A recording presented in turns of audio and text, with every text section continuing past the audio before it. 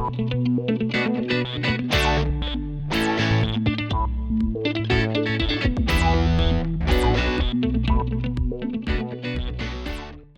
guys, it's Chris at Highline Guitars and you're watching another episode of From the Luthier's Workbench. In this episode, I'm going to let you follow along as I apply the finish on this guitar body. And what I'm going to be doing is I'm going to be combining 3 different products to achieve this finish. I'll be using z-poxy finishing resin, Solarez, I can't believe it's not lacquer, and Crystalac's bright tone top coat.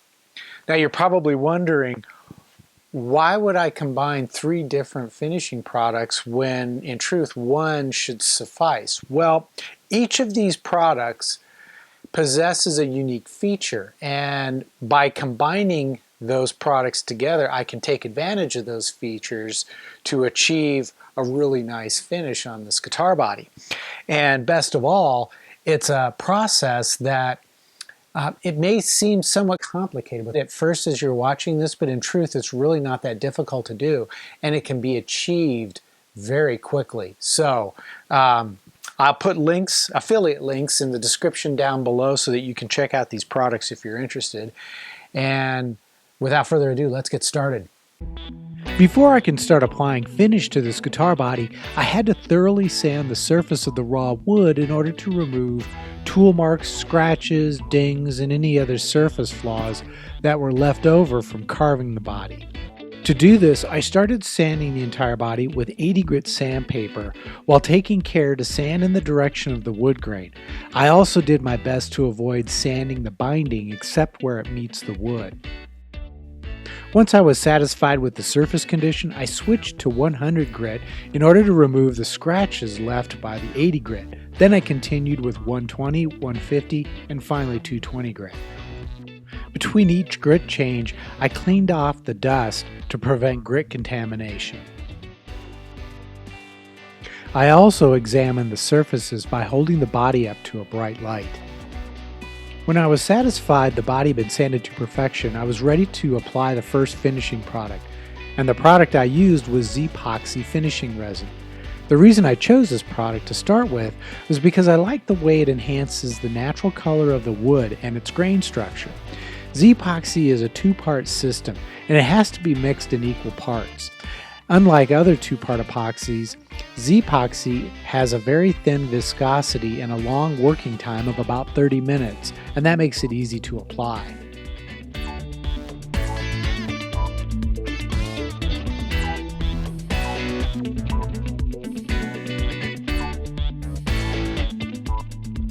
To apply the mixture, I simply poured it onto the surface and spread it around with my fingers. Of course, I wore nitrile gloves to do this, however a brush could be used as well.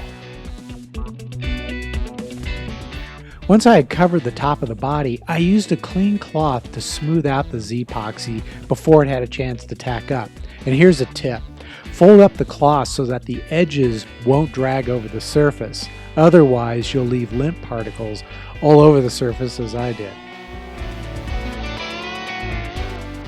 Next, I spread the epoxy over the sides and smoothed it out the same way I did on the front.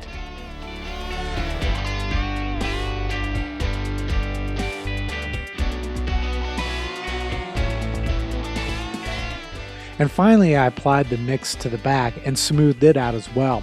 It only takes a few minutes to apply the epoxy mixture to the entire body, and even though z-poxy has a long working time, I like to apply and smooth it out one section at a time. That way I don't have to worry about the epoxy tacking up before I have a chance to smooth it out.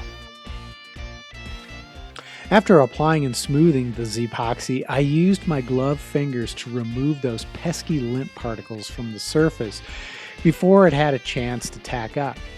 Then I hung up the body and let the surface dry and cure for about 12 hours. Once the z-poxy had cured, this is how the surface looked close up. You'll notice the presence of dried bubbles, which I didn't expect to see. Fortunately, a quick rub down with a coarse Scotch-Brite pad fixed the issue. With the rub down complete, I wiped the surface clean with a tack cloth. Now it was time to apply the second finishing product, which was Solarez I Can't Believe It's Not Lacquer. I chose to use this product solely for its grain filling properties. Not only is it one of the best grain fillers I've ever used, it also cures bone dry in minutes when exposed to UV sunlight.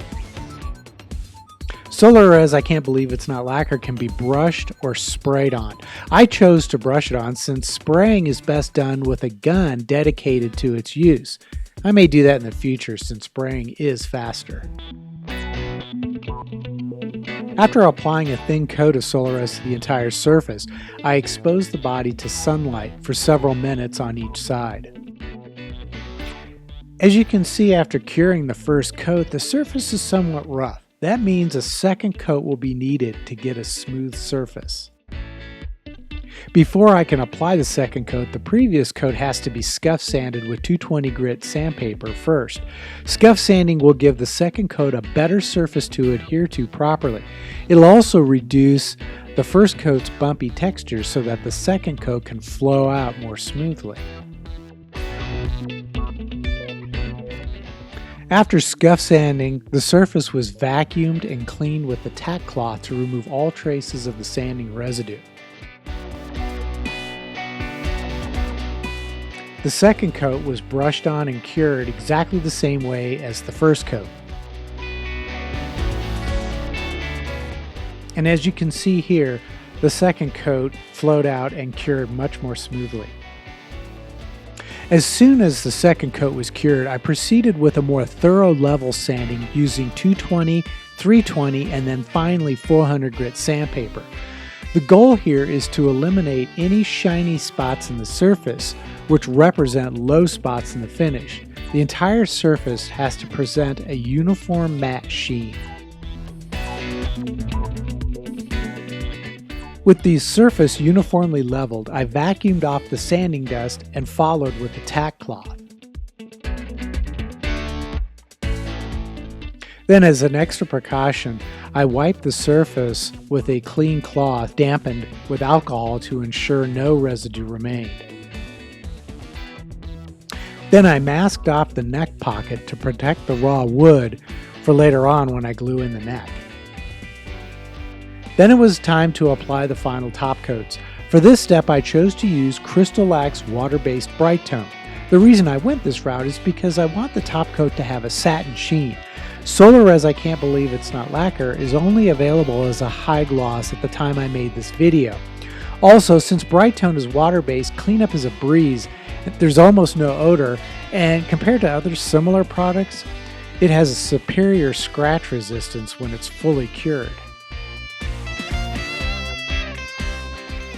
The first few coats were sprayed straight from the container without thinning. I used my Earl-X HVLP spray system with a 2mm needle.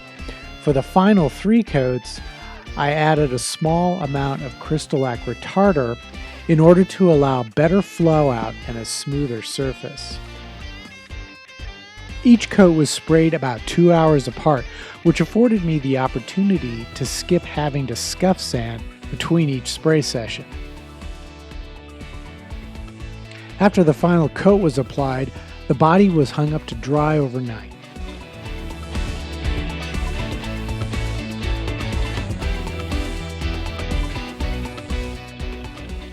Well, there you have it.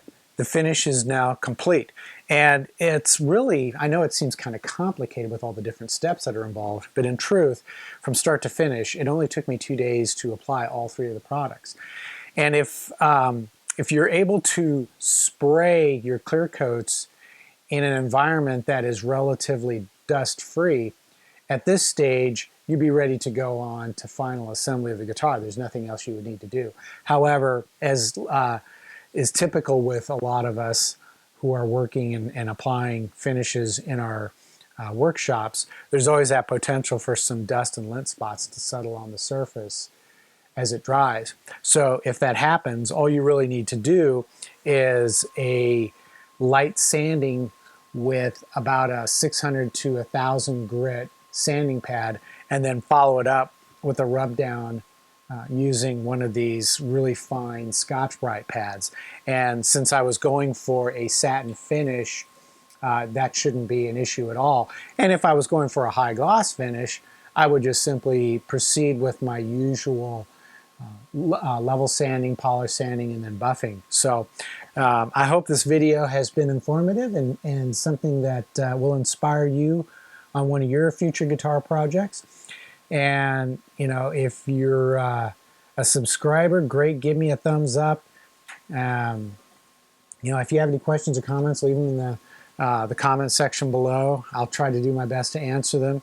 And if you don't subscribe, click that subscribe button and you'll see the little bell icon next to it. Click that bell icon and you'll get notified every time I post a new video, which is usually about once a week. So until the next episode, I hope you have a great weekend and a great week ahead. Take care. We'll see you soon.